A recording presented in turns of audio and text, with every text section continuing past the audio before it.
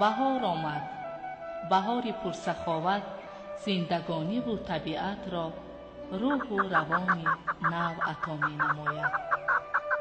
بابای دهقان و اطراف نگریسته امید می بندد به فیض و برکت دسترخوان، رزق و روزی فرزندان.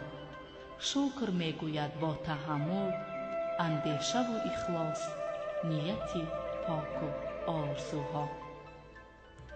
بهار هر سال می آید، ولی طبیعتش این است که ما انسانها را هرگز ترک نمی گوید و از خود در همه جا نقشه و نشانی می گذارد. در پیراهن اطلس گلدختران، طاقه زردوزی و تور حریر نوعروسان، درز و سوزنی های چیوران، نقش و نگار سحرانگیز صورتگران به جلوه می آید. ای آدمان، بهار فرا آمده است.